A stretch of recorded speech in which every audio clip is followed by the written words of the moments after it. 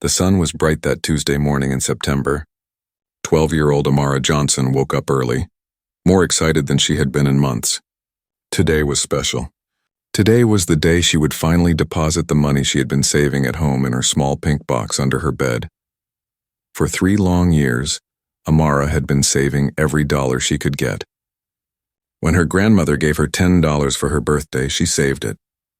When she helped Mrs. Peterson next door rake leaves in the fall, she saved that money too.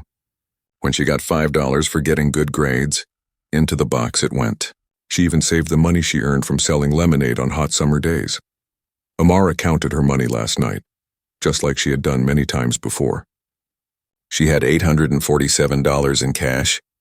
All of it was in her backpack now, carefully placed in a white envelope. She also had her blue savings book that showed she already had $2,353 in the bank. After today, she would have over $3,000. That was enough to buy the laptop she needed for her coding classes. Her mother had already left for work at the hospital. She worked as a nurse and had to start very early in the morning. Before she left, she kissed Amara on the forehead and told her to be careful with the money. Her mother was proud of how well Amara saved. Not many kids her age could save so much money for so long. Amara got dressed in her favorite jeans and a clean white t-shirt. She put on her red jacket even though it was warm outside. She wanted to look nice for the bank. She brushed her hair and put it in 2 neat braids just like her grandmother had taught her. She looked at herself in the mirror and smiled. Today was going to be a good day. The walk to Westbridge Bank took 15 minutes from her house. Amara had walked this path many times before with her mother.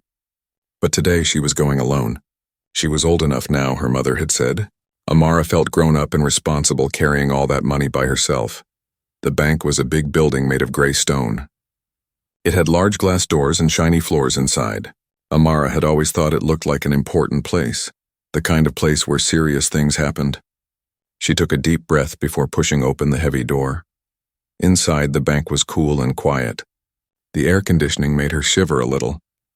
There were about 6 or 7 people waiting in line. Some were looking at their phones. Others were talking quietly to each other. Behind the counter, 3 bank workers sat at their windows helping customers. Amara looked at her watch. It was 9:30 in the morning.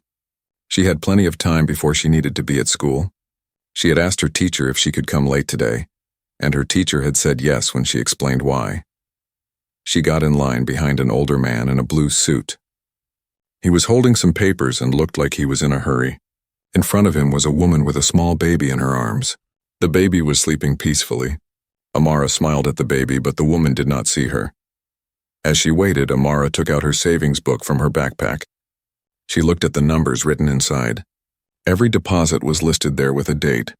$5 here, $20 there, sometimes $50 at once. Each number represented hours of work, of saying no to things she wanted to buy, of thinking about her future instead of right now.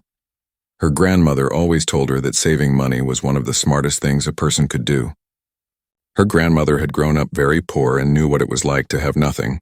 She taught Amara that money saved was freedom earned. With money saved, you could buy what you really needed. You could handle emergencies. You could make your dreams come true. Amara's dream was to become a computer programmer. She loved computers and technology. She loved learning how apps were made and how games worked. At school, she was the best student in computer class. Her teacher, Mr. Rodriguez, said she had real talent. He told her that if she kept learning and practicing, she could have a great career one day. But to keep learning, she needed a good laptop. The computers at school were old and slow. The library only let you use their computers for 1 hour at a time. Amara needed her own computer so she could practice at home, take online classes, and work on her own projects. A good laptop cost about $3,000. That was her goal. The line moved forward. The man in the blue suit went to window 3. The woman with the baby went to window 1. Now it was Amara's turn. She looked at the 3 windows. Windows 1 and 3 were still busy. Window 2 was open. Behind window 2 sat a man who looked to be in his 40s. He had dark hair that was slicked back with gel. He wore a white shirt and a dark blue tie. His name badge said James Mitchell, Senior Teller. Amara walked up to window 2. She had to stand on her tiptoes a little to see over the counter properly. She put her savings book down first, then carefully took out the white envelope with her money. Her hands were shaking a little bit, not from fear, but from excitement. This was a big moment for her. James looked up from the papers he was sorting. His eyes moved from the computer screen to Amara. He looked at her for a long moment, his eyes moving from her worn sneakers up to her red jacket, and finally to her face. Something changed in his expression. It was subtle, but Amara noticed it. The professional smile he had ready seemed to freeze and become something else, something that was not quite a smile. It was more like a smirk. Amara tried to ignore the strange feeling in her stomach. She smiled her brightest smile and said, "Good morning. I would like to make a deposit, please." James looked down at the savings book, then at the envelope. He did not reach for them right away. Instead, he leaned back in his chair slightly and crossed his arms. "How much are we talking about?" he asked. His voice was flat, with no warmth in it. $847, Amara said proudly. She had practiced saying this number. It was the most money she had ever deposited at once. James raised one eyebrow. That smirk on his face grew a little bigger. He looked at Amara again, this time more slowly, as if he was studying her.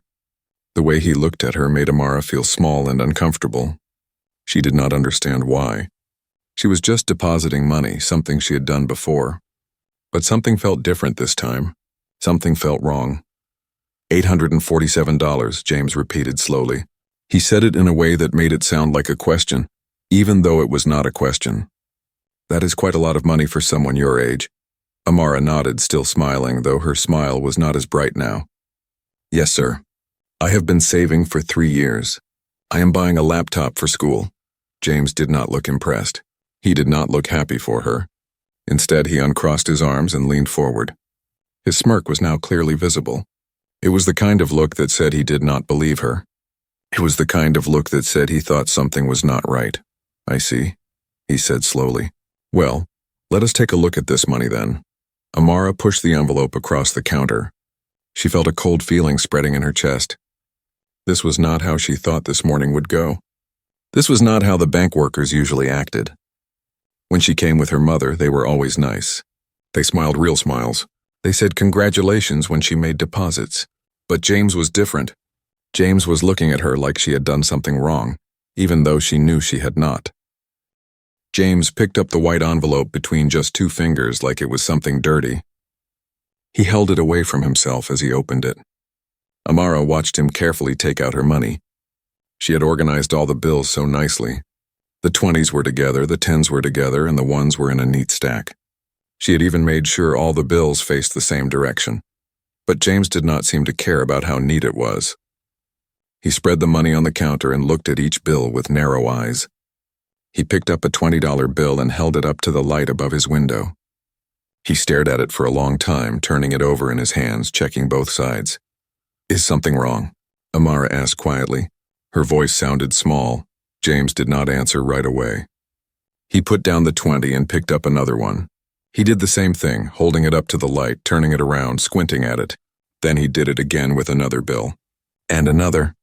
Each time he checked a bill, he made a small sound with his mouth like or as if he was finding problems. Other people in the bank were starting to notice. An older woman in line turned to look. A young man at window 3 glanced over while waiting for his receipt. Amara felt her face getting hot. She wanted to disappear. "We need to verify these," James finally said. His voice was loud. Louder than it needed to be. Several people definitely turned to look now. "With this amount of cash and given the circumstances, we need to make sure everything is legitimate." Legitimate? Amara did not understand that word exactly, but she understood his tone. He was saying her money might be fake, or stolen, or something bad. "But this is my money. I saved it." James gave her that smirk again. It made her stomach hurt. "You saved $847. At 12 years old, by yourself." He said it like he was reading a list of impossible things. Where exactly did all this money come from? Amara felt tears starting to form in her eyes, but she blinked hard. She would not cry. Her grandmother taught her to be strong. "I told you. I saved it. From birthdays, from doing chores, from helping neighbors. I have been saving for 3 years. Birthdays and chores," James repeated. He said it in a mocking way, like he was making fun of her. "That is a lot of birthday money." He looked at her clothes again, at her worn sneakers with the small hole near the toe, at her jacket that was a little too small for her now. His eyes said what his mouth did not. He did not believe a girl who looked like her could have saved this much money honestly. Amara's hands were shaking now. Not from excitement anymore, but from something else. Anger, embarrassment, confusion. Why was he treating her this way? James picked up his phone at his desk. "Patricia," he said into the phone, "can you come to window 2, please? I need supervisor assistance." He put the phone down and looked at Amara again. "We are going to need to see some identification, and we will need to document where this money came from. Do you have any proof, receipts? A letter from your parents?" "I have my school ID," Amara said. Her voice was shaking now too. She took out her student identification card from her backpack. Her picture on the card showed her smiling. She looked happy. She wished she was back at that moment when the photo was taken instead of being here right now. James barely looked at the ID. He put it on the counter next to the money. "This just shows who you are. It does not show where this money came from." He started arranging her bills in a different way, spreading them out more, making them look like evidence of a crime instead of a young girl's savings. A woman in a gray suit walked over from the back office area. This must be Patricia, the supervisor. She looked about 50 years old with short brown hair and glasses.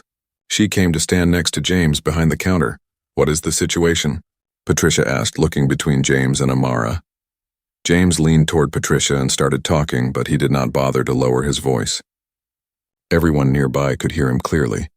"This young customer wants to deposit $847 in cash. No adult with her. She claims she saved it from birthdays and chores over 3 years. I think we need to file a suspicious activity report. You know, given the amount and her age and everything." The way he said everything made Amara feel sick. She knew what he meant by everything, even if he did not say it clearly. He meant because she was black. He meant because her clothes were not expensive. He meant because he thought kids like her should not have this much money unless something illegal was happening. Patricia frowned. She looked at Amara, and for a moment her face seemed kinder than James's. But she did not tell James he was wrong. She just said, "Let me see the savings book." James handed her Amara's blue savings book. Patricia opened it and looked at the deposit history. Page after page showed small deposits. $5 on this date, $10 on that date, $25 here, $15 there. Years of small amounts adding up over time. It showed exactly what Amara had said. She saved slowly and steadily for a long time, but James was not finished. While Patricia looked at the book, he continued his performance. He took out a special pen from his desk drawer and started marking each bill. "I need to check for counterfeits," he announced loudly. He ran the pen across a $20 bill, then looked at the mark it made. Then another bill, then another. Amara wanted to run away. She wanted to grab her money and leave. But she also wanted to prove she did nothing wrong. She had worked so hard for this money. 3 years of saying no to toys, to candy, to movies with friends. 3 years of raking leaves in the cold autumn air. 3 years of running lemonade stands in the hot summer sun. This money was hers. She earned it. And this man was treating her like a criminal. Behind her, she heard people whispering. She could not hear the exact words, but she could guess. They were probably wondering what she did. They were probably thinking bad things about her. Some might feel sorry for her, but nobody was saying anything. Nobody was telling James to stop. Patricia handed the savings book back to James. "The account history looks consistent," she said quietly.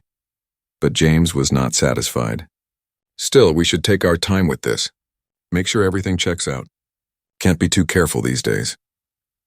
He gave Amara another look, this time with his eyebrows raised as if challenging her to argue. Amara's throat felt tight. "Please," she said, and she hated how weak her voice sounded. "I just want to deposit my money.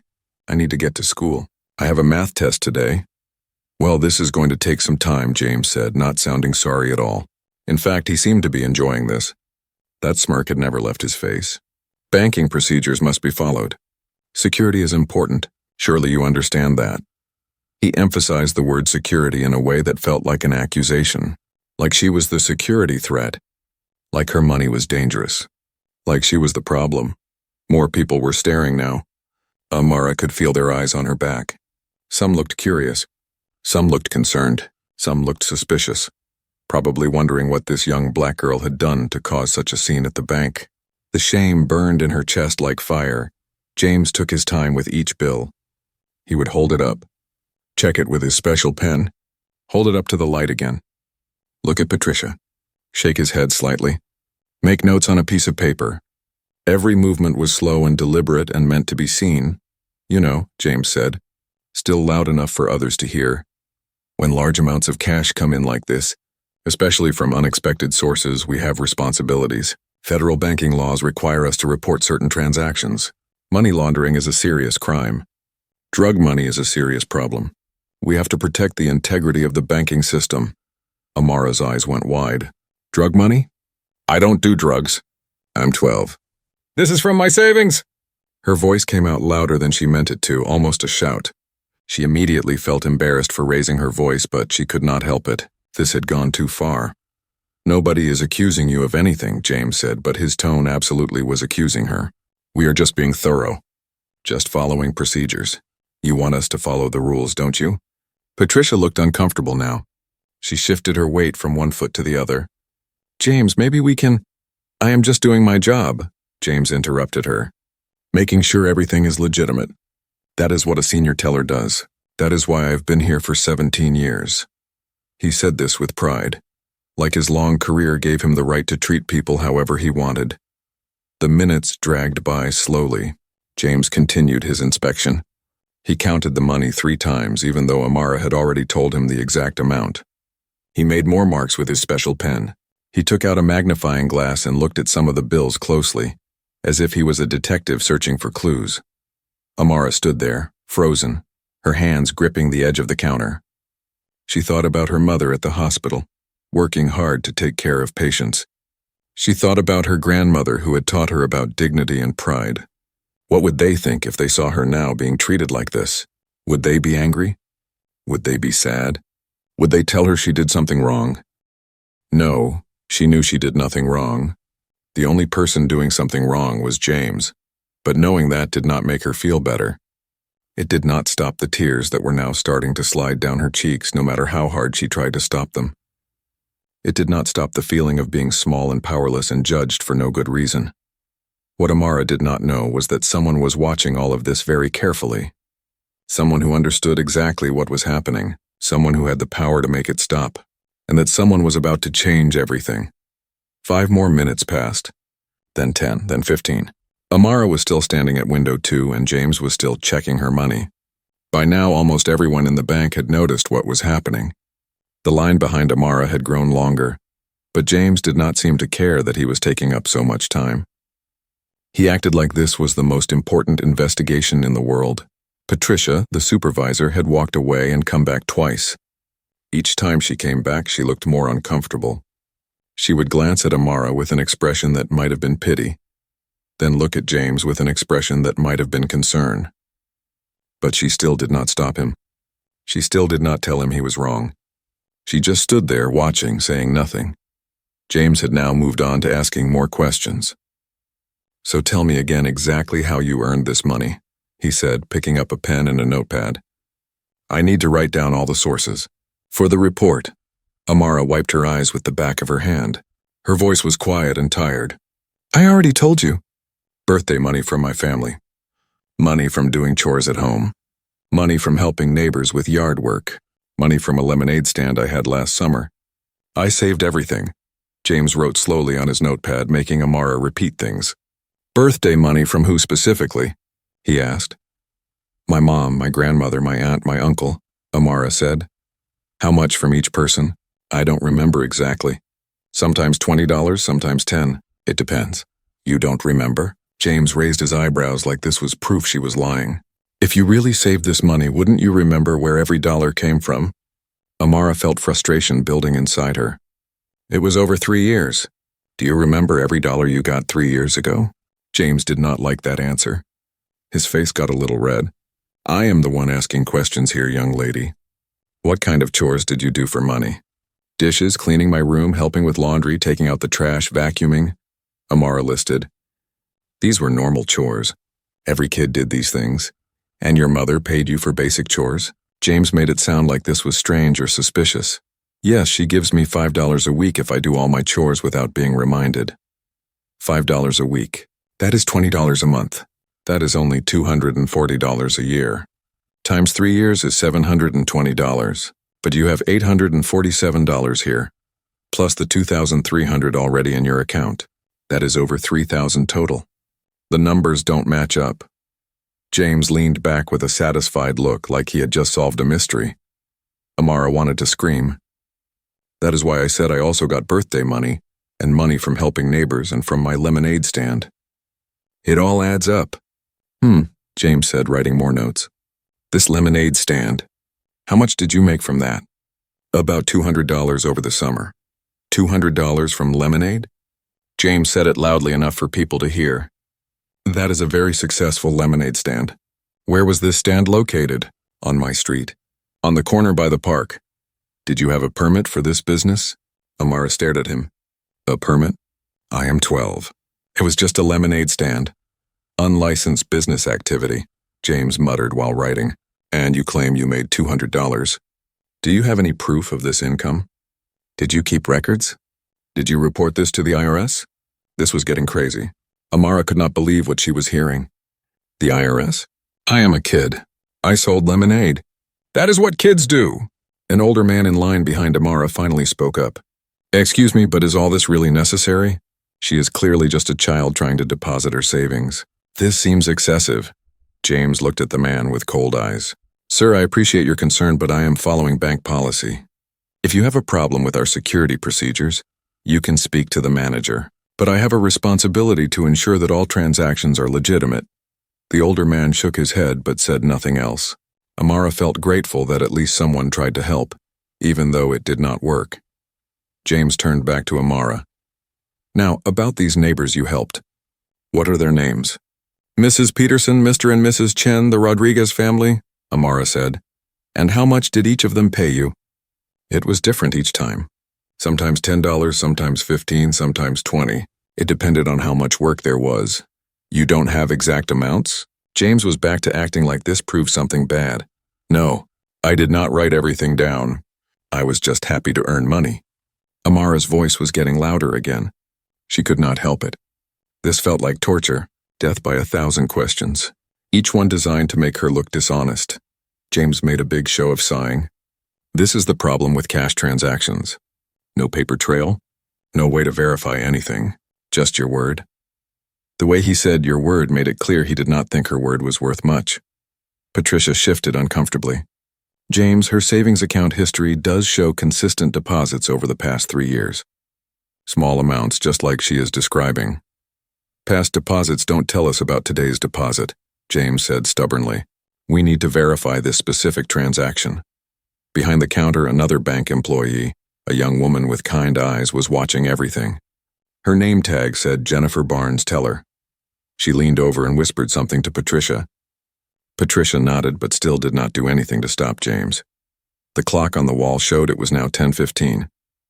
Amara had been standing at this window for almost 45 minutes. Her math test started at 11. She was going to be late, or maybe miss it entirely. 3 years of saving and all she wanted was to deposit her money and go to school. How had this simple task turned into this nightmare? James was now examining Amara's savings book again, flipping through each page slowly. I see your deposits are usually much smaller. $5 here, $10 there. Now suddenly you show up with $847 all at once. That is unusual. Don't you think that is unusual? I was keeping it at home, Amara explained for what felt like the 100th time. My mom said I should deposit it all at once so it could earn interest. She said it was safer in the bank than under my bed. Under your bed, James repeated, writing this down. So this money has been sitting under your bed. For how long? I don't know exactly. I was adding to it over time. Over time. How much time? Weeks, months? Years? I don't know. What does it matter? It is my money. Amara was crying again now, tears running down her face freely. She was past the point of holding them back. An elderly woman in line made a soft sound of sympathy. A man in a business suit shook his head in disgust, but Amara could not tell if he was disgusted with her or with James. James continued without mercy. It matters because we need to establish a clear chain of custody for these funds. Money sitting in a bedroom for an unknown period raises questions about its source and whether it has been properly accounted for. Chain of custody? I am not a criminal. I am a kid who saved her money. Amara's voice cracked. She felt completely broken down, exhausted, humiliated beyond anything she had ever experienced. She just wanted this to end. She wanted to go home. She wanted her mother. She wanted to forget this morning ever happened. James finally put down his pen. Look, I understand you feel upset, but these are the procedures we have to follow. If everything you are saying is true, then you have nothing to worry about. We just need to complete our verification process. It should only take another 15 or 20 minutes. Another 15 or 20 minutes. Amara felt like she might collapse. Her legs hurt from standing. Her head hurt from crying. Her heart hurt from the unfairness of it all. She wanted to grab her money and run out of the bank. But she also did not want James to win. She did not want him to think he had scared her away. She deserved to use this bank just like everyone else. She earned this money honestly, and she had every right to deposit it. But standing there, being questioned and doubted and treated like a suspect instead of a customer, Amara understood something she had not fully understood before. She understood that some people would always see her as less than. Some people would always doubt her. Some people would always assume the worst about her before they knew anything about who she really was. And right now, James was one of those people. What gave Amara a tiny bit of strength to keep standing there was knowing that she had done nothing wrong. Her grandmother's words came back to her. Hold your head up high, baby. You are a Johnson. We don't let anyone make us feel small. So Amara stood a little straighter. She wiped her tears. She looked James in the eye. She would not let him break her completely. But inside, she felt broken anyway. Inside, she wondered if she would ever feel safe coming to a bank again. Inside, she wondered if this was what the rest of her life would be like. Always having to prove herself. Always having to work twice as hard to be believed. Always being judged before she even opened her mouth. The bank felt colder now. The shiny floors that had looked so impressive this morning now felt slippery and dangerous. The quiet atmosphere that had seemed professional now felt hostile. Amara looked at the people in line behind her and wondered what they were thinking. Did they think she was guilty of something? Did they feel sorry for her? Did they even care? And through all of this, James kept that same smirk on his face. That look of superiority. That look that said he had power and she had none. That look that said he could take all the time he wanted, ask all the questions he wanted, make her feel as small as he wanted, and there was nothing she could do about it. He was the senior teller. He had been here for 17 years. Who was she? Just a 12-year-old girl with worn sneakers and big dreams. Her money was probably fake. Her story was probably false. She was probably trouble. That is what his smirk said. That is what every question implied. That is what every long pause communicated. But what James did not know, what he could not see, was that not everyone in that bank agreed with him.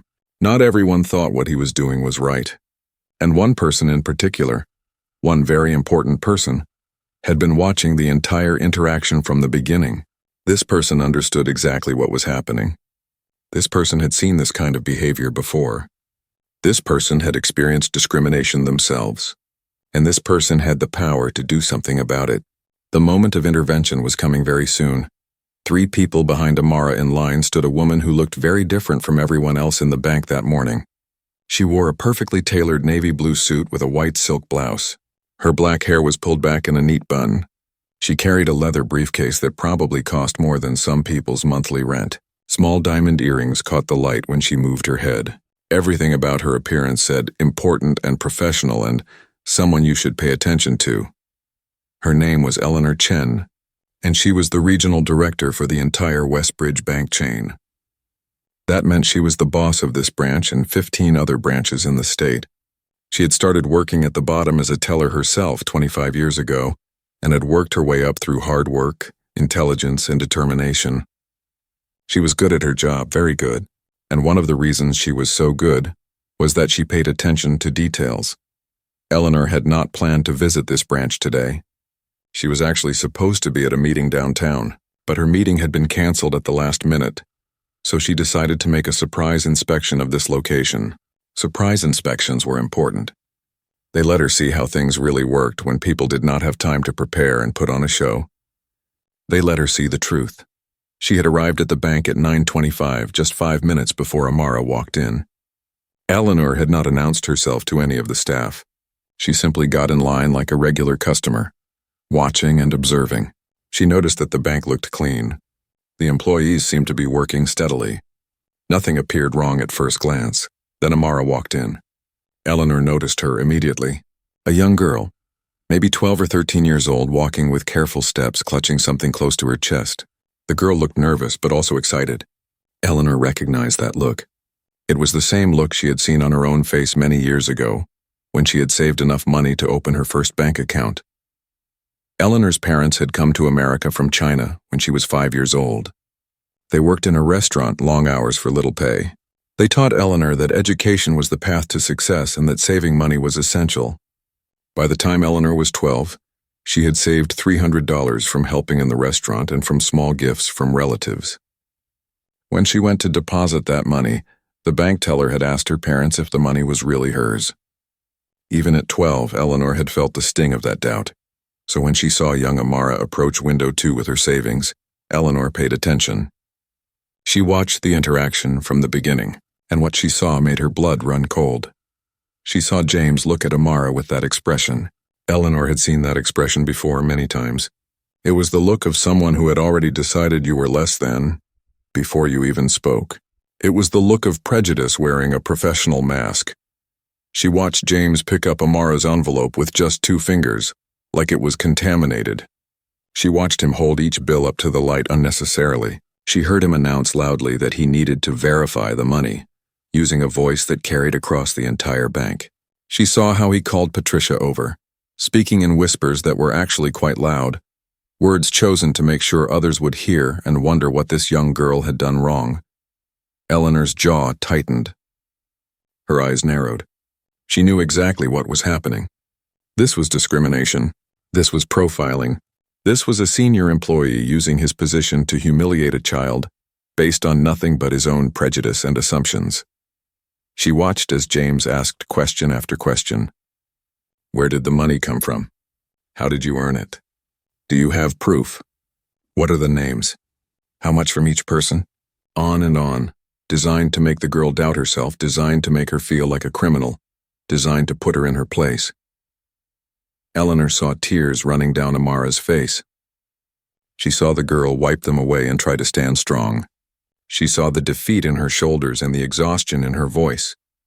And with each passing minute, Eleanor's anger grew stronger. What made it worse was that Eleanor could see other employees watching. Patricia, the branch supervisor, stood right there and did nothing. Jennifer, one of the younger tellers, looked uncomfortable but stayed silent. The branch manager, David Morrison, was in his office with the door half open. He could probably hear everything, but he did not come out to check on the situation. Around her, Eleanor heard other customers whispering. An older man ahead of her in line had tried to speak up, but James shut him down quickly.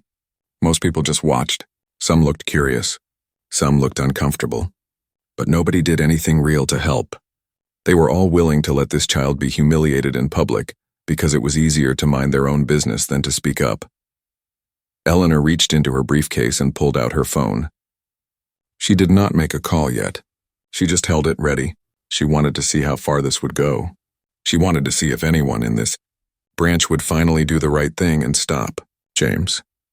She wanted to see if her employees would show the values that Westbridge Bank claimed to have. She heard James ask about the lemonade stand. Did you have a permit? Did you report this to the IRS? Eleanor closed her eyes briefly.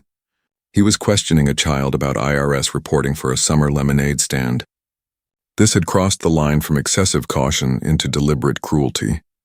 When the older man in line objected, James had shut him down by hiding behind bank policy and security procedures. Eleanor made a mental note. James clearly thought he knew bank policy. He was about to learn that she wrote those policies, and he was violating almost all of them. Eleanor had been regional director for 5 years.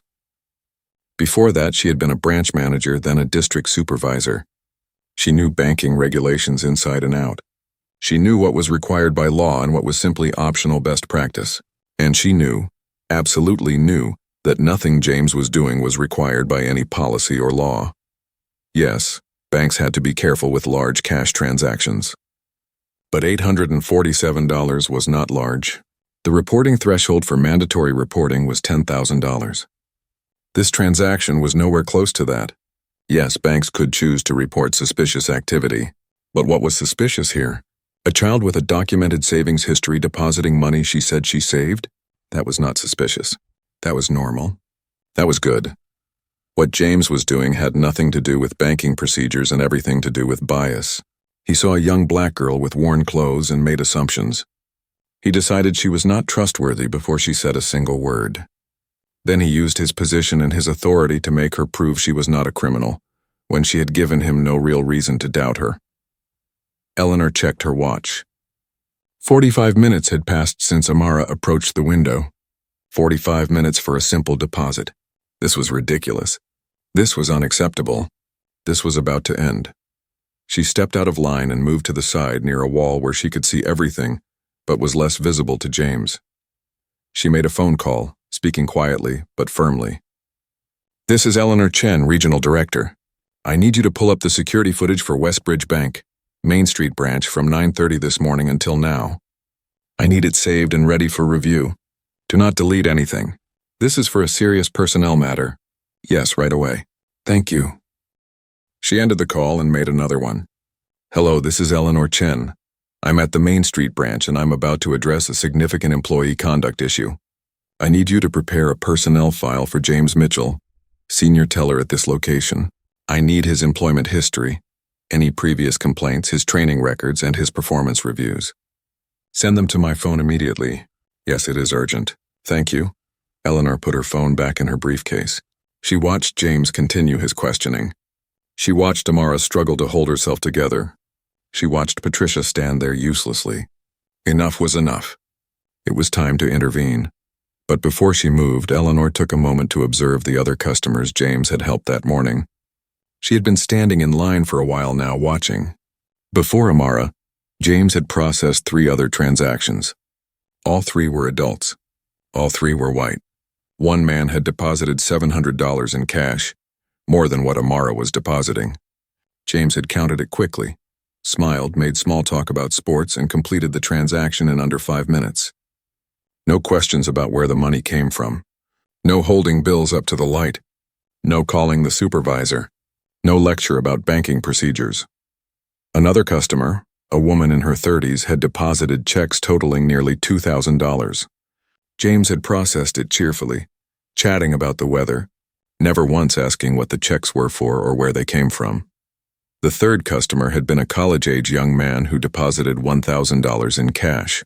He was wearing ripped jeans and a t-shirt with a beer logo on it.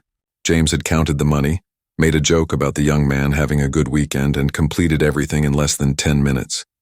No suspicion. No verification. No interrogation. The difference was clear.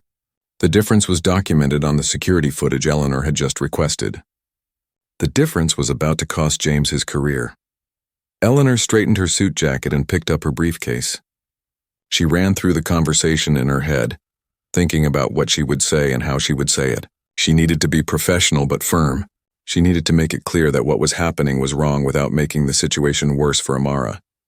She needed to correct James publicly because he had humiliated Amara publicly, but she also needed to preserve the dignity of everyone involved. She thought about her own daughter, who was 14 now. If someone treated her daughter this way, Eleanor would be furious. Every parent would be. Every decent person would be. This was someone's daughter, someone's granddaughter, someone precious and valuable who deserved respect and kindness, not suspicion and contempt. Eleanor took a deep breath. She had dealt with difficult employees before. She had fired people for serious violations. She had managed crises and solved problems. This was her job. But it was more than just a job right now. This was about doing the right thing. This was about standing up for someone who could not fully defend themselves. This was about showing Amara that not all adults in positions of authority would fail her. She began walking toward window 2. Her heels clicked on the marble floor with authority. Each step was deliberate and purposeful. She could see James still examining the money, still making notes, still wearing that smirk. She could see Amara exhausted and defeated, tears drying on her face. She could see Patricia looking increasingly uncomfortable, but still doing nothing. Eleanor had made her decision. James Mitchell's behavior was unacceptable. It was discriminatory. It violated bank policy and basic human decency, and it was about to have serious consequences. His 17-year career, which he had mentioned so proudly, was about to come to an end. Not because of one mistake, but because this behavior showed a fundamental failure of character and judgment that could not be overlooked or excused. As she approached, Eleanor allowed herself a moment of anger. She was angry at James for his cruelty. She was angry at Patricia for her cowardice in not stopping him. She was angry at the system that allowed people like James to rise to senior positions despite their prejudices. But mostly she was angry that a 12-year-old girl had to experience this kind of treatment when all she wanted to do was deposit her hard-earned savings. That anger would fuel what came next. But Eleanor also felt something else, determination. She was determined to fix this situation. She was determined to make sure Amara left this bank with her dignity restored. She was determined to send a message to every employee in every branch she managed that this kind of behavior would never be tolerated. Not now. Not ever. Eleanor's heels made sharp clicking sounds on the marble floor as she walked toward window 2. Several people turned to look at her. There was something about the way she walked, the way she held herself that commanded attention. This was clearly someone important, someone with authority, someone who meant business. James was in the middle of asking Amara yet another question when Eleanor arrived at the counter. "And you said your grandmother gave you money too? How much exactly did she—" "Excuse me." Eleanor's voice cut through James's question like a knife. It was not loud, but it was firm. It was the voice of someone used to being listened to.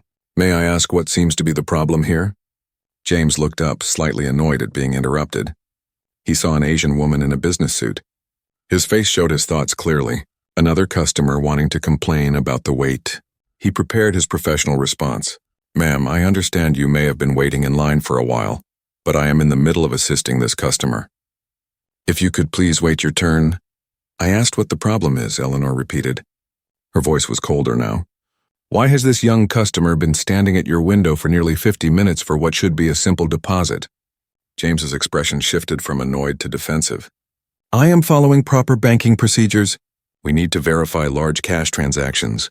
It is bank policy." He said bank policy like it was a magic phrase that would end the conversation. "Bank policy," Eleanor repeated slowly. She set her briefcase down on the counter with a soft thud. "I am very interested in bank policy. Please tell me, what is your name?" "James Mitchell. I am a senior teller here. I have been with this bank for 17 years. He said this with pride, puffing his chest out slightly. His 17 years were his shield. His seniority was his protection. 17 years. "That is impressive," Eleanor said, her tone not matching her words. "And in those 17 years you must have learned all about our policies. So please, James Mitchell, senior teller, tell me which specific policy requires you to interrogate a minor for 50 minutes over an $800 deposit." James blinked. Something in Eleanor's tone was making him nervous now, though he did not yet understand why. "Well, when there are concerns about the source of funds, we have a responsibility to—" "What concerns?" Eleanor interrupted. "What specific red flags did you observe that triggered these concerns? Did the bills appear counterfeit? Did your verification pen indicate a problem?" "Well, no, but the amount and her age and—" James was starting to stammer now. "And what?" Eleanor leaned forward slightly. "Please finish that sentence. The amount and her age and what?" James's face was getting red. He glanced at Patricia, looking for support. Patricia's eyes were wide now. She had a look on her face like she was watching a car crash happen in slow motion. She still had not realized who Eleanor was, but she was starting to understand that this was not a regular customer complaint. "The circumstances seemed unusual," James finally said, choosing his words carefully now. "Unusual," Eleanor said the word like it tasted bad. "A child depositing savings is unusual? A young person learning financial responsibility is unusual? Or is it something else about this particular child that you found unusual?" James's mouth opened and closed. He could not find words. The smirk was completely gone from his face now. In its place was growing fear. Eleanor turned to Amara. Her entire demeanor changed instantly. Her voice became warm and gentle. "Sweetheart, I am so sorry for how you have been treated. My name is Eleanor Chen. Before we continue, I want you to know something very important. You have done absolutely nothing wrong. Do you understand me? Nothing. Amara looked at Eleanor with wide, tear-filled eyes. She nodded slowly, not quite believing what she was hearing. Eleanor turned back to James. The warmth vanished from her voice instantly. I am Eleanor Chen, Regional Director for Westbridge Bank.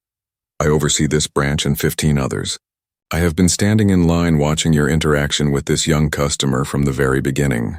And I have to tell you, James, in my 25 years in banking, I have never witnessed such a clear, blatant example of discriminatory treatment. The color drained from James's face. Regional Director? I did not. I was just following procedures. Stop. Eleanor held up one hand. Stop saying that. You were not following procedures.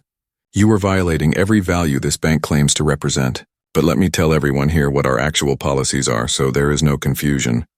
She raised her voice slightly, making sure everyone in the bank could hear her. Several employees had stopped what they were doing to watch. The branch manager, David Morrison, had finally emerged from his office, his face pale. Our policy for cash deposits under $10,000, Eleanor began, is to count the money, verify it is not counterfeit using our detection tools, and process the transaction. That is it. There is no policy that requires interrogating customers about the source of their funds unless there is specific, concrete evidence of illegal activity. None. I know this because I helped write these policies. She turned to Patricia. You are the supervisor here, correct? Patricia nodded, her voice shaking. Yes, ma'am. Patricia Williams. Patricia, at any point during this interaction did you see actual evidence of suspicious activity? Counterfeit bills, false identification, anything concrete that would warrant this level of scrutiny? No, ma'am, Patricia said quietly. Then why did you allow it to continue? Eleanor's question hung in the air. Patricia had no answer.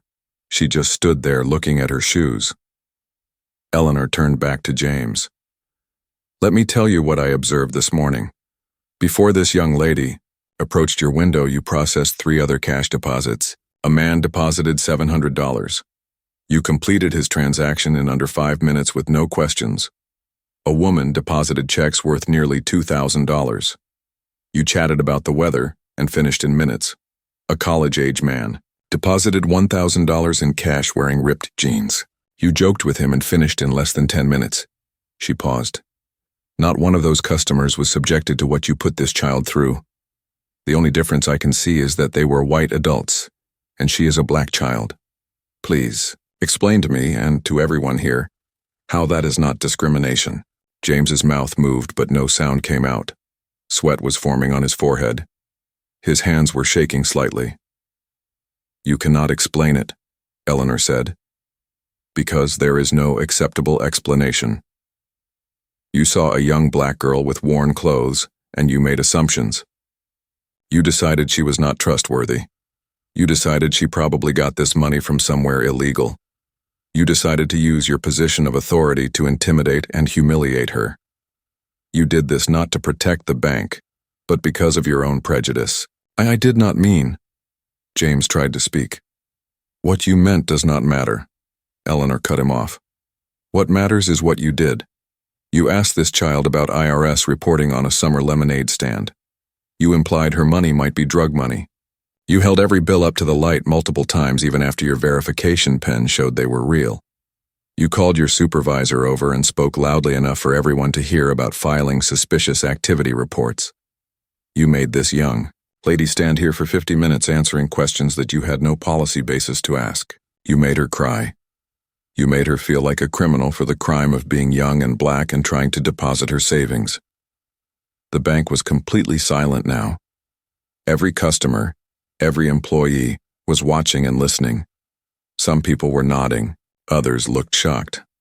A few looked ashamed that they had watched this happen without speaking up. Eleanor reached into her briefcase and pulled out her phone. I have already requested the security footage from this morning. It will show everything I just described.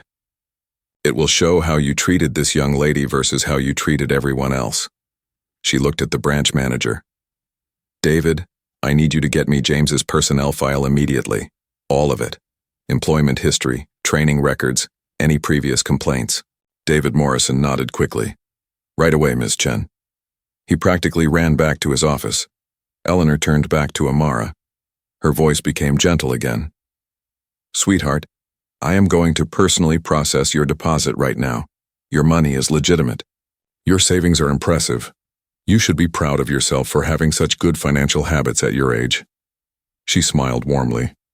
May I see your savings book and the money? Amara nodded, sliding them across the counter with shaking hands. Eleanor counted the money quickly and professionally. She filled out the deposit slip. She updated the savings book. The entire process took less than 3 minutes. There you go.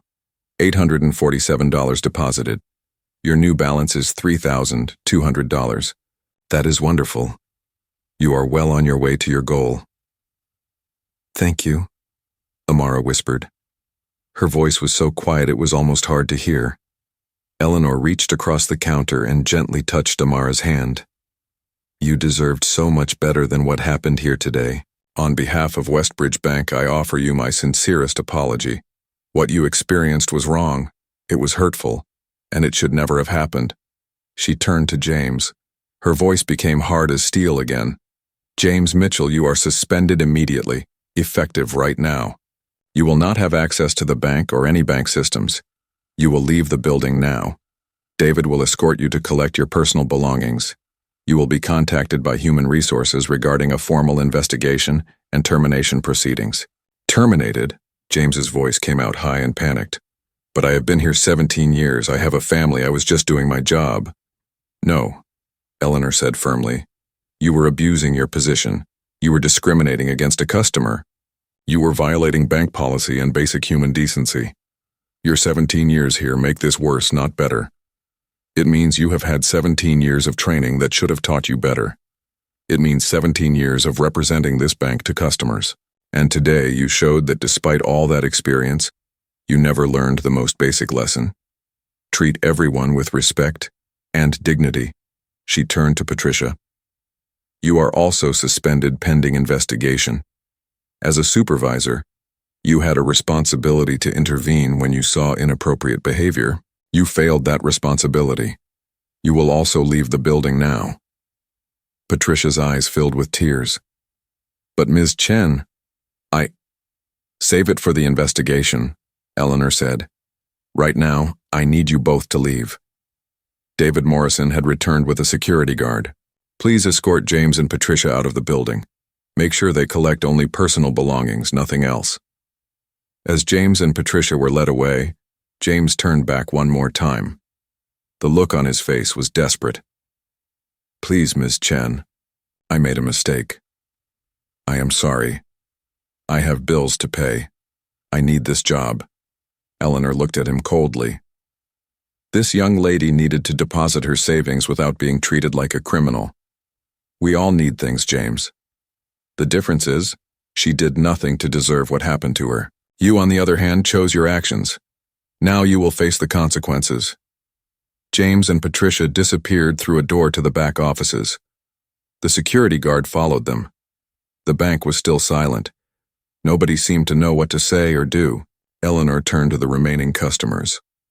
I apologize that you all had to witness this situation. If anyone needs assistance with their banking today, our staff will help you right away. If anyone has concerns about what they saw, please feel free to speak with me directly. My card is available at the customer service desk. She turned to Amara one more time. Sweetheart, do you have a way to get to school? Would you like me to call someone for you? Amara shook her head. I can walk. It is not far. How about I walk with you? Eleanor said gently. I want to make sure you are okay, and I would like to speak with you and your mother about what happened, if that is all right. Amara nodded. For the first time since entering the bank that morning, she felt a small glimmer of hope. Someone had stood up for her. Someone had believed her. Someone had made things right. It did not erase the hurt and humiliation she had felt, but it helped. It helped a lot. Eleanor walked out of the bank with Amara. The morning sun felt warm on their faces after the cold air conditioning inside. For a few moments they walked in silence. Amara clutched her savings book like it was something precious, which it was. It represented 3 years of her life, 3 years of hard work and discipline. "Are you okay?" Eleanor asked gently as they walked down the sidewalk. Amara shrugged. "I guess, I do not understand why he treated me that way. I was just trying to deposit my money." "I know, sweetheart. And that is the terrible part. You did nothing wrong. Nothing at all. Sometimes people have prejudices in their hearts, and those prejudices make them treat others badly. It is not fair. It is not right. But it happens." Eleanor looked at Amara with kind eyes. "What matters is that we do not let those people make us feel less than we are. You are smart, hardworking, and responsible. Anyone who cannot see that, because of how you look, is the one with the problem, not you." They reached Amara's school a few minutes later. Eleanor wrote down her direct phone number and email address. "I want you to give this to your mother. Ask her to contact me today if possible. I want to explain what happened and discuss how we can make this right. Okay?" Amara took the paper and nodded. "Okay, thank you for helping me." "You do not need to thank me," Eleanor said. "I should have stepped in sooner. I am just glad I was there." She touched Amara's shoulder gently. "You go learn well today, and remember, you have every right to walk into any bank, any store, any place with your head held high. Do not let anyone make you feel otherwise." After Amara went into school, Eleanor returned to the bank. She had work to do. A lot of work. The morning's events were just the beginning. Now came the investigation, the documentation, the decisions about consequences and changes. Back at the bank, Eleanor called an emergency meeting with all the staff. They gathered in the small conference room in the back. 8 employees sat around the table looking nervous. David Morrison, the branch manager, sat at the far end, his face still pale. "I want to be very clear about what happened this morning," Eleanor began. "What you witnessed was not a simple mistake or a misunderstanding. It was discrimination. It was profiling. And it is completely unacceptable." She looked around the room at each person. "Some of you watched it happen. Some of you were helping other customers and may have missed parts of it. But I want you all to understand the severity of what occurred. A 12-year-old girl came into this bank to deposit money she had saved for 3 years. She was questioned, doubted, and humiliated for 50 minutes. Not because she did anything wrong, not because there was any evidence of wrongdoing, but because James Mitchell made assumptions based on how she looked. Jennifer Barnes, the younger teller who had whispered to Patricia earlier, raised her hand slightly. "Ms. Chen, I wanted to say something." "I really did. But James has been here so long and I am still pretty new." "I did not think anyone would listen to me." Eleanor nodded. "I understand that feeling, Jennifer. But this is exactly why we need to change our culture here. Being new does not mean your voice does not matter. If you see something wrong, you must speak up. Even if it is hard. Even if the person doing wrong things has been here longer than you," she continued. "Starting today, we are making changes. First, all of you will undergo bias training. Not basic training. Real intensive training about recognizing prejudice, understanding microaggressions, and treating every customer with equal respect. Second, we are establishing a direct reporting system. If any of you ever see behavior like what happened today, you can report it anonymously to the regional office. Your concerns will be investigated seriously." David Morrison spoke up nervously. "Ms. Chen, I want to apologize. I was in my office. I heard some of it, but I did not realize how bad it was. I should have come out and checked." "Yes, you should have," Eleanor said firmly. "As branch manager, you are responsible for everything that happens here. That includes the treatment of customers. You will also be undergoing a management review. This branch is your responsibility. What happened today happened on your watch." David nodded, looking down at the table. He knew his job was probably in danger too. Eleanor spent the rest of the day at that branch. She reviewed security footage from not just that morning, but from the past 6 months. She wanted to see if there was a pattern. And unfortunately, there was. The footage showed James treating customers differently. White customers got smiles, quick service, and friendly conversation. Black and brown customers got extra scrutiny, longer waits, and fewer smiles. It was not every single time, but it happened enough to show a clear pattern. She also reviewed customer complaints. There had been 3 complaints about James in the past 2 years. All three were from minority customers who felt they had been treated rudely or unfairly. The complaints had been investigated, but James had been given only verbal warnings. Nothing serious. Nothing that made a difference. The bank had failed these customers by not taking their complaints seriously enough. Eleanor also discovered something else. Patricia, the supervisor, had witnessed at least 2 of these incidents and had not reported them to higher management. She had tried to smooth things over quietly instead of addressing the real problem. This was almost as bad as James's behavior. Leaders who saw problems and did nothing were part of the problem too. By evening, Eleanor had made her decisions. She called the human resources director at the corporate office. They had a long conversation about next steps. Then she called her legal team to make sure everything was handled properly. Finally, she called James and Patricia at their homes. The conversation with James was difficult. He tried every excuse. He said he was just being careful. He said he treated everyone the same. He said times had changed and you could not be too careful anymore. He said he had a mortgage and kids in college. He said 17 years of service should count for something. Eleanor listened to all of it. Then she spoke. James, I have reviewed 6 months of security footage. I have seen how you treat white customers versus how you treat minority customers. The evidence is clear. This was not one bad day. This is a pattern of behavior. You discriminated against customers based on their race. That is illegal. It is immoral. And it ends your employment here. You are firing me? James's voice was shaky now. Just like that? After 17 years? Yes, Eleanor said simply. You will receive a formal termination letter tomorrow. You will be paid for your accrued vacation days. Your health insurance will continue for 30 days. But your employment is over. This decision is final. After she hung up, James sat in his living room staring at nothing. 17 years gone. His wife asked him what happened. He tried to explain it in a way that made him look less bad. But even as he spoke, even as he tried to justify his actions, a small part of him knew the truth. He had been wrong. He had treated that girl badly, and now he was paying the price. The conversation with Patricia was shorter but similar. Patricia cried and apologized repeatedly, but Eleanor was firm. As a supervisor, you had a duty to stop inappropriate behavior. You failed. You will also be terminated.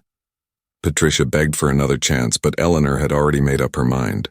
The termination would stand. 2 days later, Eleanor met with Amara and her mother, Mrs. Johnson, at a coffee shop near the bank.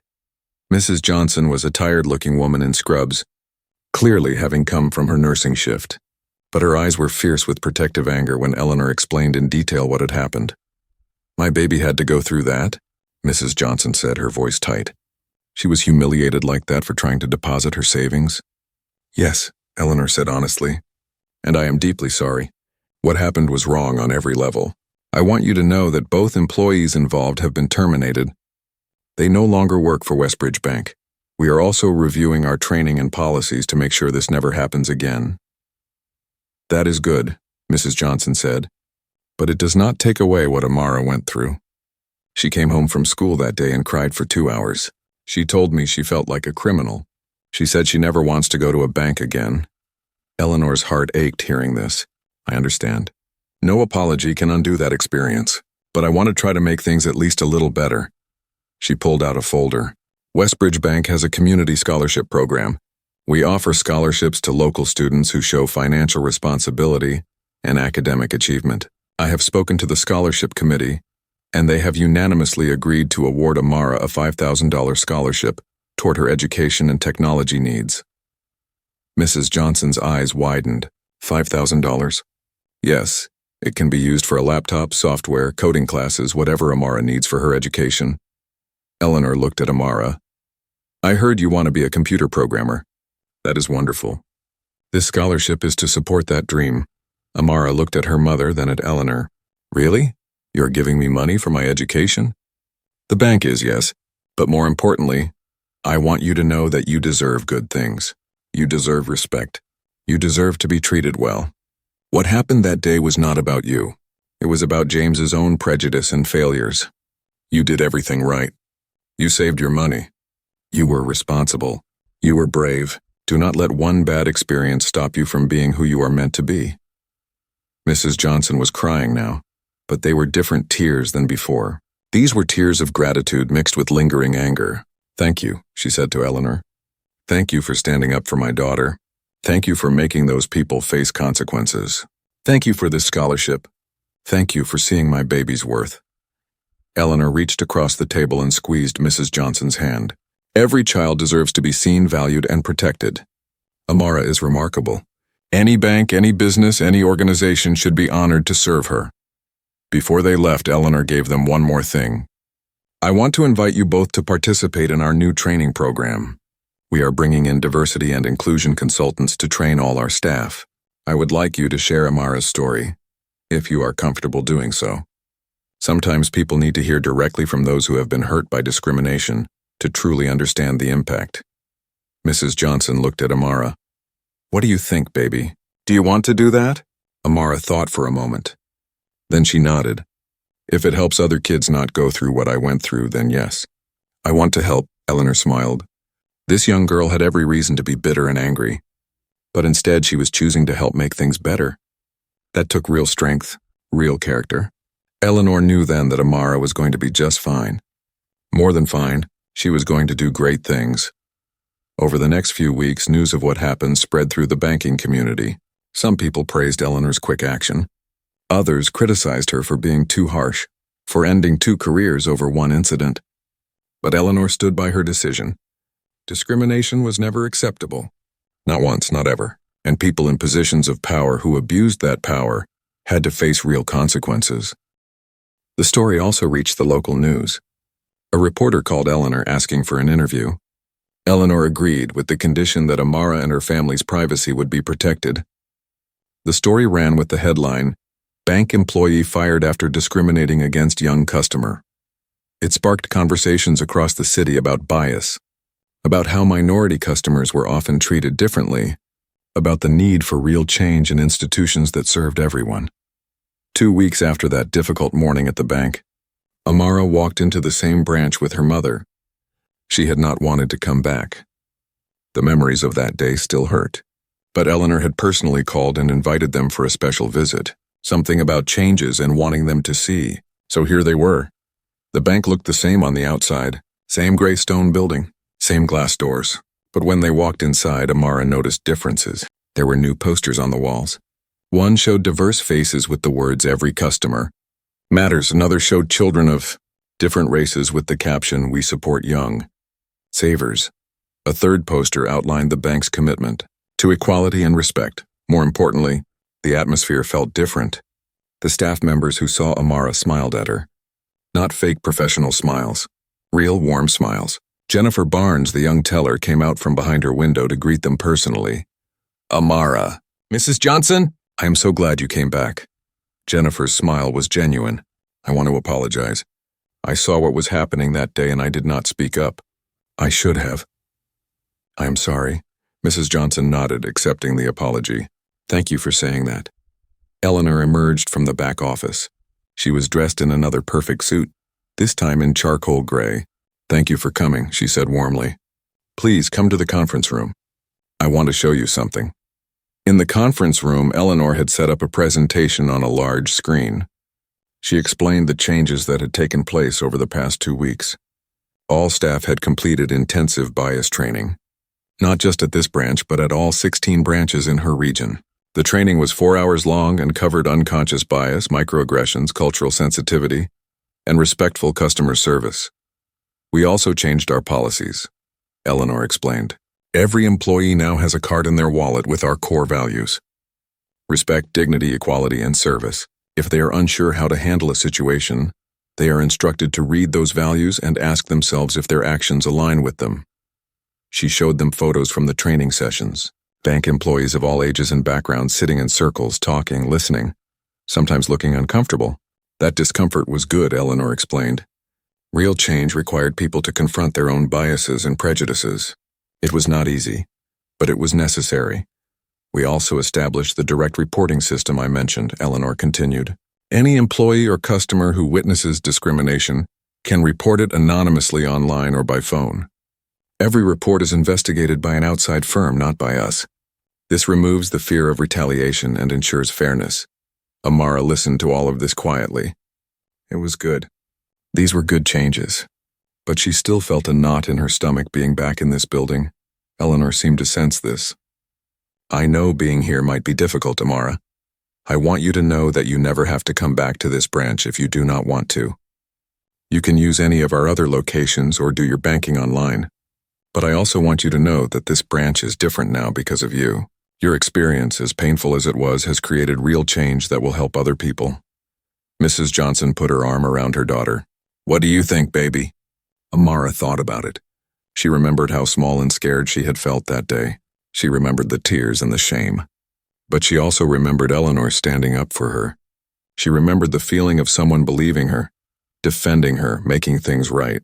And now, because of what happened, other kids would not have to go through what she did. I think, Amara said slowly, I think it is good. What you are doing is good. She looked at Eleanor. Thank you for believing me. Thank you for making them face consequences. And thank you for trying to make sure it does not happen to other kids. Eleanor smiled, her eyes a little misty. You are very brave, Amara, and very mature. Many adults could learn from your grace. Eleanor had one more surprise. She opened a box on the table and pulled out a brand new laptop. It was top of the line, sleek and silver with all the specifications Amara had been researching. This is for you, funded by your scholarship, so you can pursue your dream of becoming a programmer. Amara's eyes went wide. This is for me? Really? Really. It is already set up with programming software and online course subscriptions.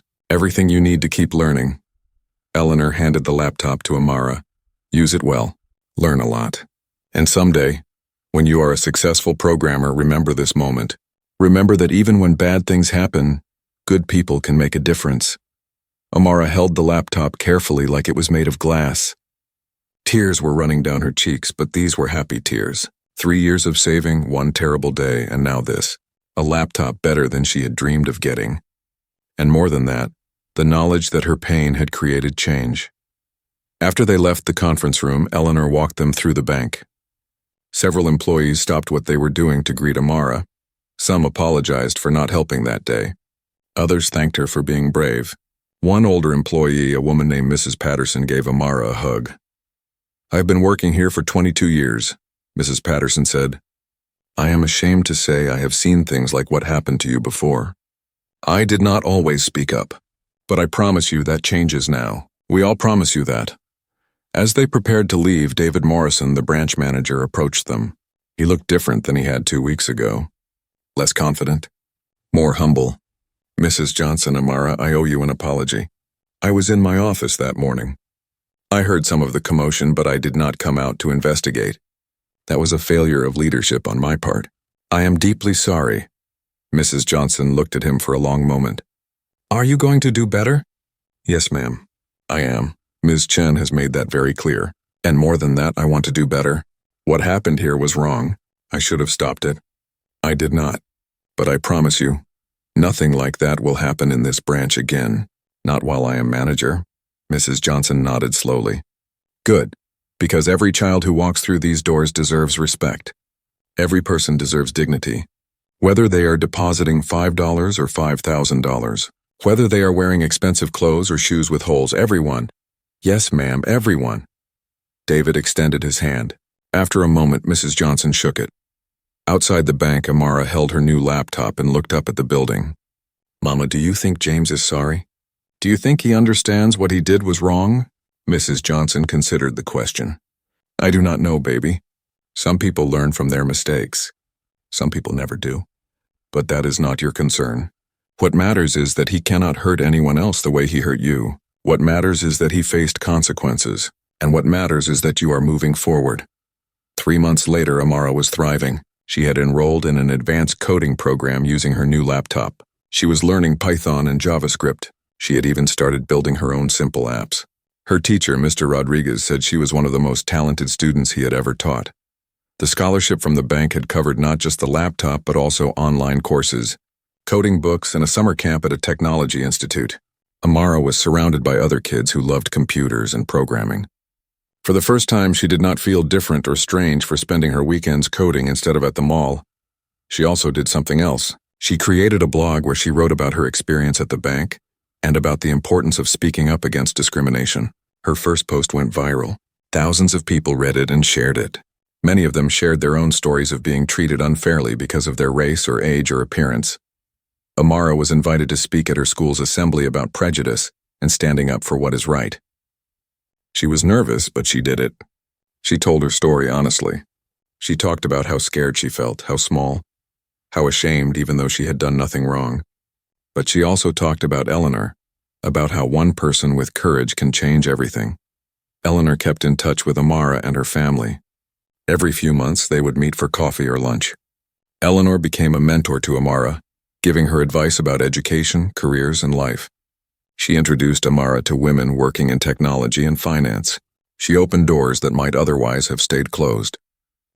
One day, Eleanor told Amara about her own experiences growing up, about facing discrimination as the daughter of immigrants, about being told she would never succeed because of her accent and her background, about proving everyone wrong through hard work and determination. "The world is not always fair," Eleanor said. "But we do not let that stop us. We work twice as hard. We prove we belong, and then we reach back and help the next person facing the same struggles." Amara took those words to heart. She decided that when she became successful, she would do the same. She would help other kids who faced discrimination. She would speak up when others stayed silent.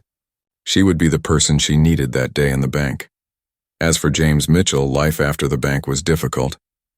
His wife was angry and disappointed. His children were embarrassed. He applied for other banking jobs, but the termination on his record made it nearly impossible. He eventually found work at a call center for much less money than he had made as a senior teller. Sometimes, late at night, he would think about that morning. He would remember the look on Amara's face, the tears, the fear. Part of him tried to justify his actions. He was just doing his job. He was being careful. Banks needed to be secure. But a deeper part of him, a part he tried to ignore, knew the truth.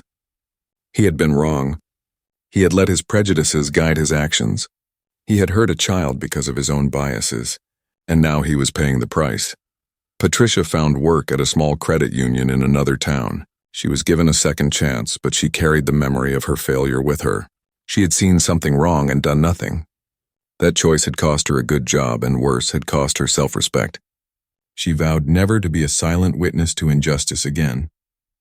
Westbridge Bank's story became a case study in business schools and diversity training programs across the country. It was used as an example of both what can go wrong when bias is allowed to flourish, and what can go right when leaders take swift, decisive action. Eleanor was praised in banking industry publications for her handling of the situation. She was promoted to vice president of regional operations, overseeing an even larger territory. But for Eleanor, the real reward was simpler. It was seeing Amara thrive. It was knowing that one moment of courage had protected not just one child, but potentially hundreds or thousands of future customers who would now be treated with respect. It was knowing that sometimes doing the right thing actually works. 5 years later, Amara was 17 and applying to colleges. She had been accepted to several prestigious universities with full scholarships. Her coding skills were exceptional. She had won competitions and built apps that were actually used by people. She was on her way to achieving her dreams. She wrote her college application essay about that day at the bank, about fear and prejudice and injustice, but also about courage and change and hope. She wrote about how one bad experience had not broken her, but had made her stronger. She wrote about Eleanor and the importance of people in power using that power for good. She wrote about her determination to be a force for positive change in the world. The essay ended with these words: "I learned that day that the world is not always kind or fair. I learned that people will sometimes judge you based on how you look rather than who you are. But I also learned that good people exist, that justice is possible, that one voice speaking up can change everything. I learned that we all have a choice when we see something wrong. We can look away or we can act. I choose to act. I will always choose to act, because someone did that for me when I needed it most, and now it is my turn to do the same for others." Amara was admitted to MIT with a full scholarship. She chose to major in computer science with a minor in social justice. She planned to use her skills to create technology that would help level the playing field for disadvantaged communities. She planned to be a voice for those who had no voice. She planned to change the world, one line of code at a time. On her first day at MIT, Amara carried her laptop, the one Eleanor had given her 5 years before. It was a little older now, not the newest model anymore, but it still worked perfectly. She kept it because it reminded her of where she came from, of the struggle and the pain and the triumph, of a 12-year-old girl with big dreams and bigger determination, of a day that could have destroyed her but instead made her stronger. And somewhere across the country, in a bank conference room, new employees were watching a training video. The video told the story of Amara Johnson, a young girl who was discriminated against but who stood strong. It told the story of James Mitchell, an employee who lost everything because of his prejudice. And it told the story of Eleanor Chen, a leader who did the right thing even though it was hard. The video ended with a simple message: every person who walks through our doors deserves respect. Every customer has a story. Every interaction matters. Be the person who makes a difference. Be the person who stands up. Be the person who chooses justice over convenience. Because sometimes that choice changes everything. The training room lights came up. The new employees sat quietly for a moment, thinking about what they had seen. Some were moved. Some were uncomfortable. All of them understood that their job was more than just processing transactions. It was about treating people with dignity. It was about being better. It was about making sure that what happened to Amara Johnson would never happen again. Not on their watch. Not ever. And in that way, one terrible morning at a bank became a catalyst for change that rippled outward, touching hundreds of branches, thousands of employees, and tens of thousands of customers. All because one girl had the courage to stand at a window with her savings, one leader had the courage to speak up, and two people who made terrible choices faced real consequences. Justice is not always guaranteed. Change is not always easy, but sometimes, just sometimes, the right person is in the right place at the right time. And when they choose courage over comfort, everything changes. That is what happened the day a bank employee smirked at a black girl's savings. His career ended that day. But something else began. Something better. Something that would last far longer than any one person's career. Hope, change, progress, justice. And that ultimately was worth far more than any amount of money.